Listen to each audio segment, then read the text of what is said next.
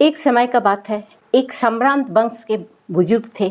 उन दोनों का एक बहुत ही सुंदर और सर्वगुण संपन्न बेटी थी। बेटी देखने में जैसा सुंदर थी वैसा ही उनका गुण था। देखते ही देखते बेटी का शादी करवाने का समय आ गया, तो उन दंपति ने अपने बेटी का शादी के लिए रिश्ता देखने लगे। बहुत सारा रिश्ता देखने के बाद उन लोगों को एक रिश्ता पसंद आया, जो कि लड़का बहुत ही पढ़ा लिखा था और बहुत अच्छा खानदान से बिलोंग करता था। बेटी का शादी करवा दिए, बड़े ही धूमधाम से बेटी का शादी करवाए। एक ही बेटी थी, बहुत सारा दहेज शादी में दिए, बहुत जेवर, गाड़ी, सब कुछ दिए। शादी के कुछ दिन तक बेटी बहुत खुश थी ससुराल में। उसके बाद अचानक एक दिन बेटी अकेले ही अपने माँ बाप के पास लौट कर आ। उसे देखकर माँ बाप को बहुत आश्चर्य लगा कि इतना दूर से मेरी बेटी अकेले आ गई, साथ में कोई उसको छोड़ने के लिए नहीं आए। तो माँ बाप ने पूछे कि क्या हुआ बेटी, तुम अकेले यहाँ आ गई? तो बेटी बोली, हाँ माँ, अब से हम यहीं रहेंगे, हम ससुराल नहीं जाएंगे, क्योंकि उन लोग हमको बहुत कष्ट देते हैं। मेरा पति हमेशा हमको मारते पीटते रहते हैं, खाना नहीं देते हैं, हमको शारीरिक अत्याचार, मानसिक अत्याचार बहुत ज़्यादा करते हैं, इसीलिए अब हम लौटकर ससुराल नहीं जाएंगे। ये बात सुनकर माँ बाप दोनों ही बहुत दुखी हो गए। कुछ दिन के बाद माँ ने बेटी को लेकर एक साधु बाबा के पास गए। साधु बाबा से सब बात बताएं और बोले कि देखिए, मेरा बेटी को कैसे हम लोग ससुराल भेजेंगे, वहाँ इतना अत्याचार करता है, मेरा दामाद इसका ऊपर हाथ उठाता है, क्यों ऐसा होता है बाबा? मेरा बेटी तो बहुत गुणवती है, वो तो बहुत अच्छी लड़की है।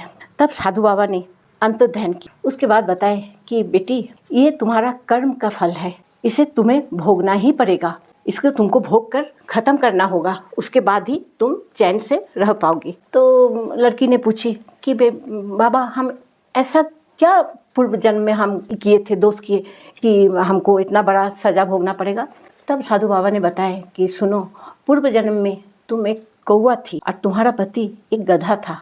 तुम्हारा पति का पीठ में एक घाव हो गया था, उसको बहुत पीड़ा रहता था, उसकी वजह से वो बहुत दुखी और कमज़ोर भी हो गया था। तेरा स्वभाव बहुत ही दुष्ट था। तू जब भी उस गधे का पीठ पर बैठकर उसका घाव को देखती तो उसमें अपना चोंच से मारते रहती थी। तब वो बेचैन होकर इधर उधर भागते रहता था बेचारा।